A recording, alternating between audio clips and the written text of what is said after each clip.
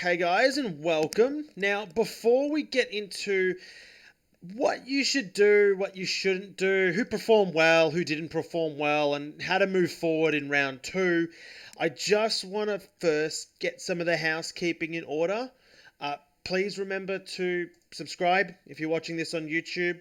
If you're not, this is where you subscribe. On YouTube, we've got one subscriber. Yay. Pretty sure it's my wife. So please make sure to subscribe so you get further notifications in future and updates. We post a lot on Twitter as well. A lot of news, a lot of updates, a lot of, match updates, player updates. Everything is like we're pretty active on our Twitter. Facebook as well. We've got about 1,000 likes on Facebook, which is good. We post a lot of stuff on Facebook too. We've just launched our new TikTok. So do follow us on TikTok if that's the medium that you use. And we've also got Instagram. We don't actually post too much on Instagram, but you can follow us. We've got 2,500 followers on Instagram as well. Make sure to do this because it will keep you up to date with all the SuperCoach news that we constantly post. I write articles. I post videos constantly about moves, PODs, players that are performing well, who to avoid and why as well. I'm constantly posting articles. A lot of the stuff that I wrote during the preseason turned out to be right. Like I wrote stuff about, Jordan De Goey killed it, Archie Perkins, Finn Callahan, well before Finn Callahan was in the amount of teams. He was in 2% of teams when I wrote the article about Finn Callahan, just saying. Will Setterfield, another one, scored 99. You read my article, could have got that, scored 2. And that was like months and months ago. So do make sure to follow us on, as I said, YouTube, Instagram, that's Twitter, Twitter, Facebook, TikTok, and Instagram in order to keep up to date with all of this stuff. It will help you. Possibly. I mean, I got a couple of things wrong as we're going to touch in on now. Last round 1. Far out, it was shit. How shit was it for a lot of coaches out there? I saw a guy who had a backline that consisted of Stewart as captain. He captained Stewart 16. I know he got injured, but wow, that's not a good start to your Supercoach season. He had Stewart as captain. He had Cowan's 38 on the field. He had Chess's 20 on the field, which I also had. He had Jones's 6 on the field as well, and I felt bad for the guy. I think the next player he had was Wilmot and Constable, and that's what he started his 2023 season with. If you're watching this, I feel bad for you. I'm so sorry, mate. You have not had a great start to your Supercoach season. I didn't. Personally, as well, I had a whopping 1,975 score, which is the first sub 2,000 score outside of a bye round in 3 years. Fun stuff. Everything that possibly could have went wrong. So we're going to go into, and I know that there's a lot of coaches in that boat. It was a round to forget, and I don't know what happened. Just things just didn't go right. A lot of underperforming premiums. And don't worry, we're looking at rectifying that now. I am just going to straight out say it. Laird was my captain. No, Laird was my captain. Scored a whopping 50 against GWS. Now, we knew that Kingsley was going to target Laird, and he did do so. And Laird absolutely stank. It was his first game that was sub 100 or sub 93 in 3 years. It sucked. It absolutely sucked to watch him go out there scoring 50 after 703 price tag, which is the highest price tag in the competition. His BE is now 206. So he's going to bleed cash. He just is. But look, don't worry too much. I'm just going to go straight into it. Do not worry too much. I am not. His next opponent is Richmond at Adelaide Oval. Richmond do not tag. The better teams tend to not tag. And he will not be tagged against Richmond. He just won't. And it's at Adelaide Oval. Expect him to go big against the Tigers. His last game was 120 last year, and 92 is not great. but 108 as well. He's got a decent average against the Tigers. I can expect a 120 plus game against Richmond. His following opponent, he goes even bigger against. Also at Adelaide Oval against Port Adelaide, 133 points last year. The one after that, also at Adelaide Oval, is Fremantle, who again are not typically a tagging side. He doesn't have the best record against them, but let's be real, his record's not bad against them either. And then the next opponent is Carlton, also at Adelaide Oval. And then, I know, he's got Hawthorn, not at Adelaide, but he's got it at the University of Tasmania, and it's against Hawthorn.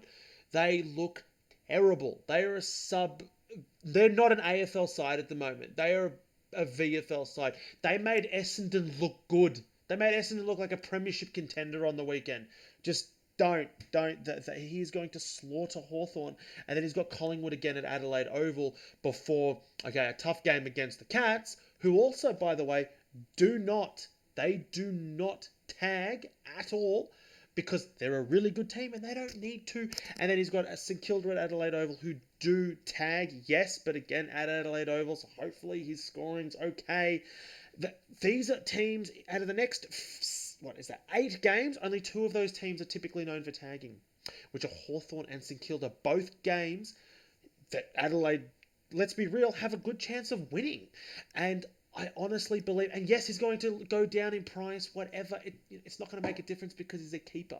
He's a guy that you're going to want by the end of your season. He's a guy that you're going to want to keep because I guarantee you he's going to go big against all of those teams that I just mentioned. And you're going to want to see those scores there. However, if he does not go big this week, if he goes sub 100 against the Tigers, he's out. That's it. There's no way I'm keeping a player that I have spent $703,000 on. I could stomach so much, just so much, and a sub 100 game is not something that I can stomach from Laird 2 weeks in a row into a season at that price tag. I will be definitely moving him on at that price tag. We'll go through some of the other players that I just wanted to talk about as well. He was just the first one I wanted to bring up. I just want to go through some of the players that have done well for me or poor for me and what I plan on doing this week before we go into some other options that you should look into in the weeks to come. Some of the top performers as well from the round. Now, Sam Doherty, look, I'm going to be honest, I was surprised he actually hit 100. He sucked in that first half, but his second half was impressive. If he could still score above 100 points after that first half, wow, he's going to have a great season. Gota was a bit of a disappointment, but I'm going to be honest, not too phased because he did score better than his BE. And now his BE is 13, so he's still going to go up in cash. He's still got DDP status. He's playing Fremantle, Hawthorn, Carlton. He's got a decent run. He's going to make me some money. I'm not too phased. Ginbey, fantastic. 85 against 85 for a team that's not doing that great. In the back line, he's done well. If he's not in your team, get him in your team this week. Okay? This week, you should only be correcting the most crucial players. If you have a serious injury, and I'll go into this a little bit more about some players that you should target when we get to that, but if you've got a serious injury, trade. If you don't, then hold off on your trades. But there are a couple of players that I'll make an exemption for. Ginbey, McKenna, and Sheasel, and McKenzie. If you do not have those players, you do everything in your power to get those players. And because they're going to make you some serious cash. And Ginbey can be one of those players that you could keep for quite a few rounds. You can keep him all the way to your buy. If he's scoring 85 because he's getting consistent CBAs, he's going to not only make you a bucket load of cash, but he's going to be a decent defensive option for the first half of the season. McKenna, 93 at 167,500 in his first AFL game in over 2 years. Impressive. Get him in your team. His BE is now negative 32. He's going to make you a bucket load of cash. Now, I put Wilmot on my field as well. His role's not great. But he's going to make you a bucket load of cash. BE of negative 6. He's still going to make you a lot of money. Chess is 20. I can't field that again. I really can't. I had Wilmot on my bench. I'm putting him onto my field. Constable's 56. He had a lot of disposals. I'm pretty sure he had something like 29 disposals or something silly. But he couldn't hit a target all day. Had a lot of tackles as well. That 56 is a poor reflection of the actual amount of time that he spent on the ground and how he performed. You won't see that again. I can see that going much better this week. He is now going to be playing Essendon, who are typically not that great of a tagging side either. And, I mean, they should beat them quite comfortably. I would say they're going to beat them, the Gold Coast Suns. Matt Marvel, whatever. Look, he's going to do... I think he'll do well against the Bombers. Even if he doesn't, I'm going to be honest, with a BE of -11, he's still going to make you money. Beware, of course, as soon as Weller's back, he's probably out of the team. Chesser, look, that was a very disappointing first game. A 20 was just shocking. But he went into the preseason underdone. He had an injury cloud over his head. I'm surprised he actually made his debut in round one. I think he's still going to make you some cash, but he's going to be a very slow burn, especially with that game now. Keep him on your bench. Do not field him. Hopefully he plays. I'm actually hoping he doesn't play this week. I hope he gets dropped purely so I can use him as a loop option. But yeah, that was a bad game. Cowan, he's another loop option potentially because he might not play. Started really well, started strong, but then he actually had a better score at halftime than Doherty. But then he got that cramp and was subbed off. So let's see how he goes. Lucky Neal, that is disappointing that is disappointing. But I'm going to hold him. Bont, that's disappointing, but he is a serious captain option this week. I just want to go into that. A little bit. Look at his scores against St Kilda at Marvel. 181, 159. That is fucked levels. Okay? 107 against Melbourne in a game that his team got slaughtered in. They looked like a second-rate AFL team against Melbourne last week. Now he's playing St Kilda at home. Get him in your team. Seriously. And if you don't already have him, he's going to have a huge year, right? He's going to have a massive year, and I can see him absolutely destroying the Saints. Absolutely destroying the Saints this week, and should be your captain option. I'm going to be using Green as the VC. Now, if I don't have a loop, I'm just going to make Bontempelli my straight-up captain. But hopefully I have a loop and I can make Tom Green my VC, because Tom Green, by the way, wow, what a score. 134 round one. He's the breakout, it's happening. He did that. I know that he did it, against an average team, but still, wow. He's playing West Coast. He's going to annihilate West Coast. So that's why he's my VC option, because I'm going to be honest, if I have... the only problem is that Chesser might be my loop. I'm hoping it's the Blues. I think the Blues play first. I might not have a loop. Okay, so I'm probably not going to have a loop this week. So if I don't have a loop, I'm going to be honest, I'm just going to go Bond. I just think that he's got a better opportunity. I'll make that decision. I might try to trade in a loop because I think he might go massive. Both of those should be your VC or C options because they're going to go huge. Setterfield was fantastic, by the way, and I did point this out there. The reason Setterfield is priced at this price tag, and I'm going to reiterate this, is because he wasn't played in the correct position at Carlton. He just wasn't. 2020 he was, and he was constantly pumping out hundreds while Paddy Cripps was injured. And as soon as Paddy Cripps wasn't there, he wasn't playing inside midfielder, he was playing on the wing, and he sucked. Now he's gone back to inside mid, and he scores 100. He's going to make you cash. His BE is now 28. He's going to make me some money. Look, he's not a keeper, but he's done well. That was the mid price that I went for, and I'm pretty happy thus far. I think it's a better option than Werple, to be honest. Hopper was disappointing. Don't trade Hopper, guys. He actually hit his BE, by the way. His break even's now 54%. He's still going to make you some money. He played so bad. Like, I watched him, and he was disgusting. I can't even believe he scored 67. Okay, if that's his floor, which I think it is, if that's his floor, this guy's going to do well against Adelaide. His last game against the Crows was 104 points. He will do well against Adelaide, and if he doesn't, then trade him, but hold him one more week. If he doesn't score at least a 90, and I mean that, if he's not in the 90s at least against the Crows, time to go. You have better options, and I'll go into those options later on. Ashcroft, he had a 1 point score at quarter time.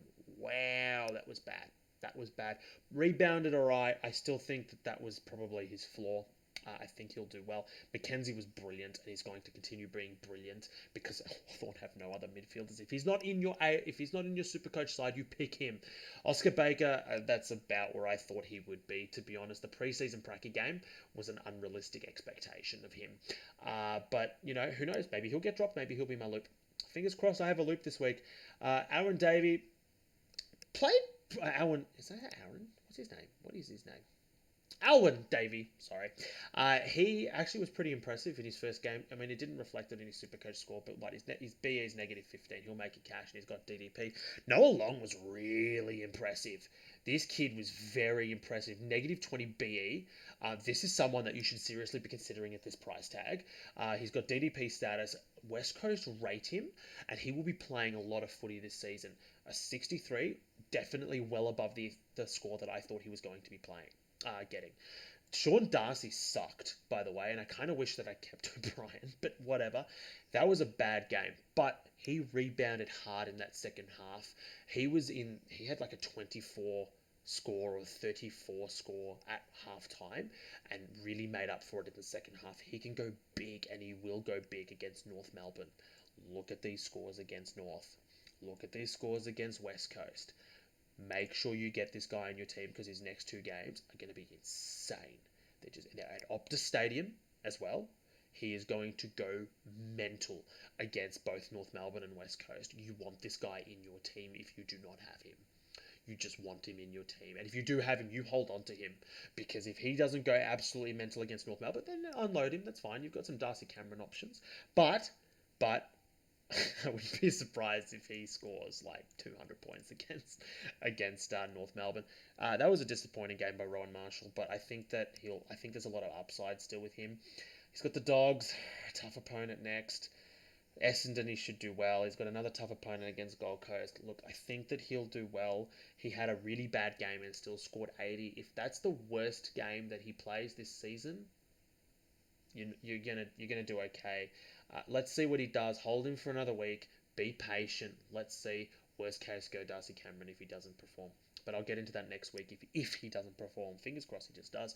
Radicalia did about what I thought he would do. BE is 8. He's going to make me a little bit of money. He's going to act as some cover still, which is great. Dunkley, good game. Not the best, but good game. Cogs. Thank you. Finally, a pick that did amazing. Cogs saved my round. I loved it. Fantastic. Get this guy in your team. He's playing Ruck Rover. He's going to continue pumping out these numbers. His next game is West Coast. He's going to do this again, and it's going to be great. He's at Giants Stadium too. Oh, I can't wait. I can't wait for this week. See him pump out another 143. Rosie, that was disappointing. Taranto. People gave Taranto a lot of shit. For his 103-point score. I don't understand why. Why?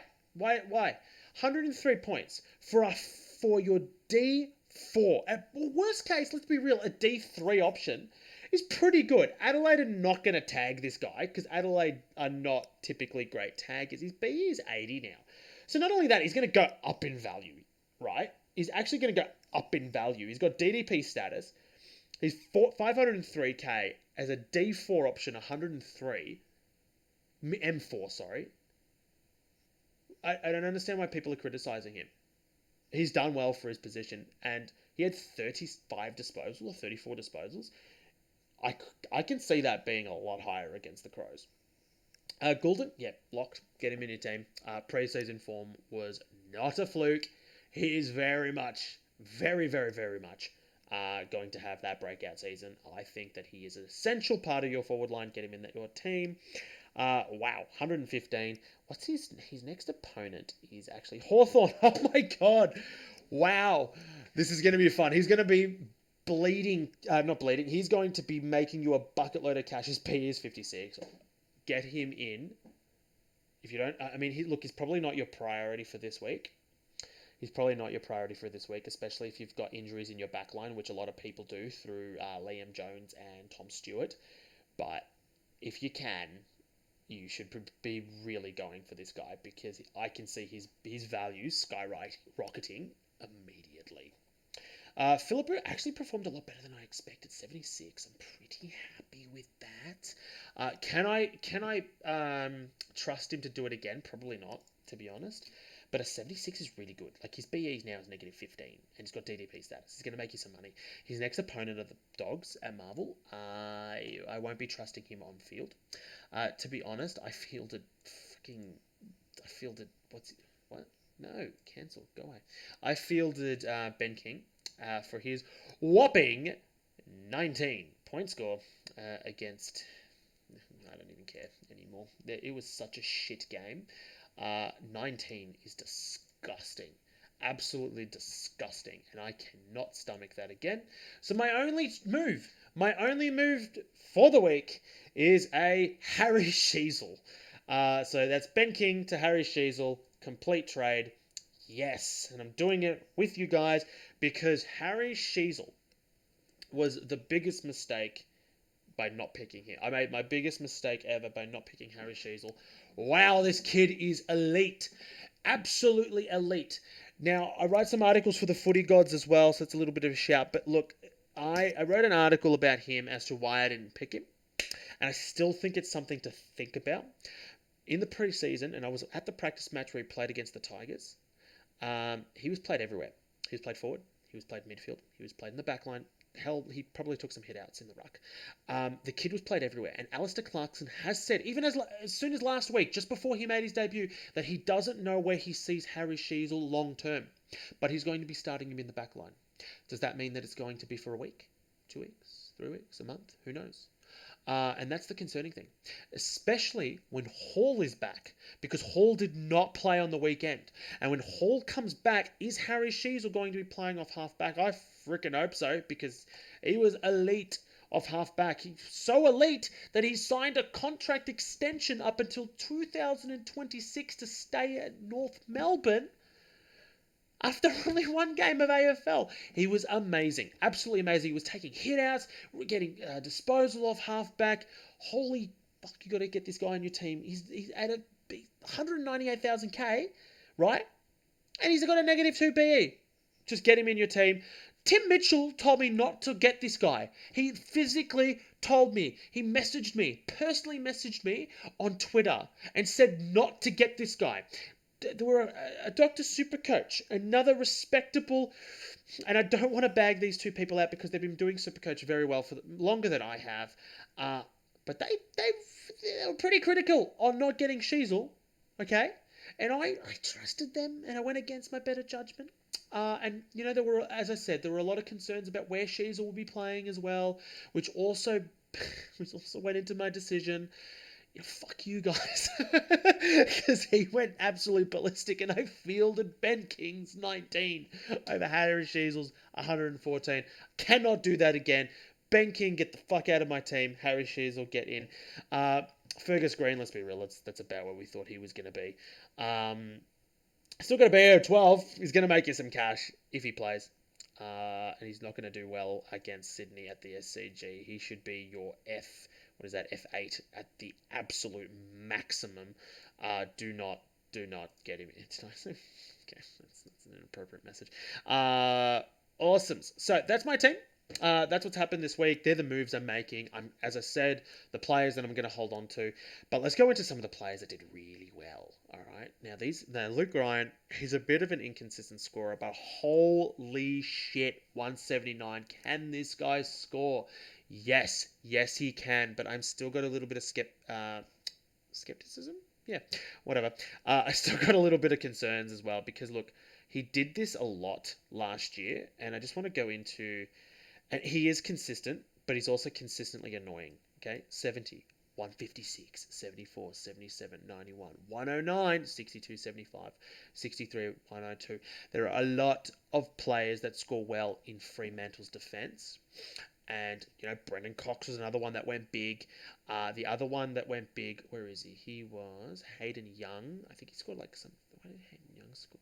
Where is Hayden Young? There he is. He scored 137 as well. 3 Freo defenders are not going to be in the 130s, 150s, and 170s every week. It's just not going to happen, guys. Not going to happen. All right, so you got to pick the best one. Yes, Luke Ryan's a consistent player that's shown us consistently over the long period of time that he can reach these numbers, but he's also shown us that he can get 70s quite regularly as well, which will frustrate you. I honestly think Hayden Young is the better option. He's entering his 4th season. The kid can play footy. And that 137 score, I can see that being a lot more consistent over the next 12 months, 6 months, whatever the season goes for. This is the guy that you should be looking at and getting in your team as fast as possible.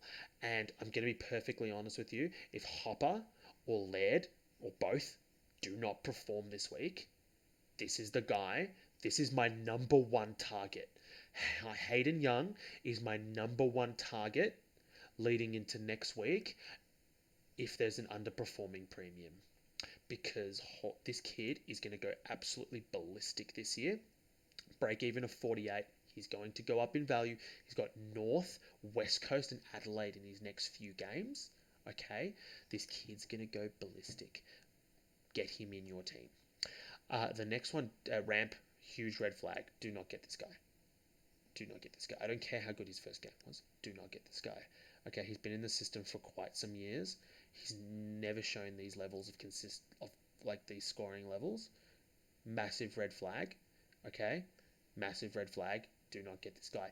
Pickett's very similar to what Hayden Young did, right? Very impressive kid. He turned up 3 times last year, and I think I wrote an article about it for the Footy Gods too, which you can read. I will be posting it on my socials later too, as well. But you can go into it. Basically, he's on his 4th year, breakout year. Okay, he's shown us that he can play. He's a former number 12 national draft pick. The kid is 21 years of age. He's already a premiership player. He's getting CBAs. Okay, he had the 5th most CBAs for a Melbourne midfielder over the weekend. He's getting more midfield time, and he can score goals, kick 4 goals. Right, now he's not going to do that every week, but with the CBAs, the tackles, get 8 tackles. This kid can play, and he is going to go up in value. And the thing is, now, don't bring him in this week because he's suspended for the next 2 games. Okay, but the thing is, it means that you can pick him in round 5. After you get a round 4, another example, after he serves his suspension, he's going to come back, he's going to play round 4, and if he does well again, pick him up in round 5. By then, you should have had some players, maybe some mid-prices peak, well, not peak, but make you a lot of cash, trade them down to him, bank the cash, trade someone up, but really, honestly, consider him. Cogs, I think, is just a lock all season, as long as he plays.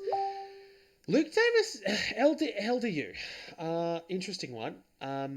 More impressive than Green, but he plays in a significantly worse side, which means that when they get thumped, which they will, because they're not going to have as many wins as what they did. You know, round 1, this was a win for them. They're not going to have that many wins. Can you see him scoring 143 every week? Probably not. I can see him being North Melbourne's. I can see him being North Melbourne's best midfielder for the season, potentially winning their best and fairest. I can see it. I can see him being probably one of their best options. Yes, fantastic pick. And if Laird does not play well, so if Laird drops off next week, I'm probably going to trade him down to an LDU. And if Hopper also does not perform, then I'm probably going to trade him up trade out Laird, get in Young in my backline, trade Hopper up into LDU, and that's probably what I'm going to be doing for next week. Okay? Far out. I'm actually tempted to do that this week. That'd be... Wow. That actually doesn't sound too bad. I've almost convinced myself to do that. Oh, I could use a boost. Holy crap. Who's LDU playing? Who are they playing? Oh, no. Who are they playing? Freo. Okay, okay. So next week, probably going to happen. It's tempting. It is very tempting, but I still think Laird's going to go big against Adelaide. Against Richmond. Yeah, right. Very tempting, but should be on your radar. Okay, should definitely be on your radar. Max Gawn. Yeah, I don't know if I can see him doing that every week. Fantastic if you've got him, but I'm going to be perfectly honest with you. 140, right? He's got the BE there. Fantastic. He's done well, but let's be real. Let's be real. Grundy had a shit game. When doesn't have a shit game, is Max Gorner going to do that for you? And I don't think that's the case. Witt's fantastic first round, honestly. The guy did amazing, but he's not going to play against Labs every week. Okay. Great if you started him. I saw guys that started both. Good work. Take the points wherever you can. I still think you're going to get Wits a little bit cheaper. Wits has got the best buy round, by the way, so definitely one to consider. If you're considering one of these guys, pick Wits. The other one is Horn Francis. Holy shit, this guy can play, and he got a lot of CBAs, and he had an amazing game. Seriously consider this guy for your forward line. Probably more than Pickett, to be honest. He's got DDP status as well. I just want to see one more week from him. I just need to see one more week from him because he hasn't consistently done this ever. Okay? He just hasn't. So we need to see one more week from him before I have the stomach to be able to get him. I still think Hayden Young and LDU are better options to bring in than Horn Francis. Okay? Tim English, fantastic, but his body's made of glass. But fantastic for the guys that have him. He's still available. If Marshall does not perform this week, or if Darcy does not perform this week, I don't know if Darcy's going to kill it the next 2 weeks. But if Marshall does not, Tim English is probably the best option. Outside of that, I'm getting a phone call. Of course I am. The other one is Tom Green, brilliant. He is a must-have. Didn't do as well as LDU, but who cares? Outside of that, DeGoey was brilliant. Nick Dacos showed the doubters that he can play some serious footy. Daniel Rioli was brilliant. I'm just pointing it out there. Daniel Rioli is brilliant, and he's got a little bit of DDP status too, because he's only in 1.9% of teams, right? And he was amazing. Personally, I looked at him play, and I actually thought he was significantly better than he would be. For me, he was best on ground. He was just easily best on ground. He was just brilliant, and he scored 126. I could see him continuously going big this year, and just honestly, amazing, amazing performer. Matty Rowell did really well. Another one that is tempting, and he should have a breakout season, being his 4th year as well. Only in 2% of teams. Not a bad little pod there at all. So that's basically the guys that would be keeping an eye on over the next few weeks. As I said, I'm only doing one trade this week, and that's because I just need to get Harris Sheasel in. I just need to get Sheasel in. There's no way that I cannot play Harry Sheasel again. Everyone else I want to look at. I want to see how Rory Laird plays. I want to see how Neil plays. I can see if Neil does not perform again. Who's he playing? Neil's playing Melbourne. Oh. If Neil does not perform again, then I probably will be moving him on. And as I said, a trade like LDU, a player like LDU, and a player like Hayden Young next week would be pretty good. So keep an eye out on what LDU, Hayden Young, and Horn Francis do. I think that those are the 3 players you should really be keeping an eye out. There were a lot of players that didn't perform over the weekend. Brun was another one. Callahan was fantastic too. So someone to definitely consider as well if you're trading someone down. But yeah, honestly, guys, if you're looking into players for this week, keep an eye out on Callahan, see how he performs. Horn Francis, definitely. Do not bring him in this week. Do not bring Horn Francis in this week. Take a look one more week, see what he does. If he doesn't perform again, well, that answers your question. Just don't trust him. LDU, I think, is going to have an amazing season. I just couldn't fit both LDU and Tom Green in my team. But if one of these guys don't perform, I'm getting him. That's it. He's on his last week as well, so I need him to perform too. So I just want to also show you guys how do I get to my draft? Aha! My draft was amazing. I'm just going to point this out there. My draft was fucking incredible. I won, and I'm very happy about it. I don't know how we're going to go for this week.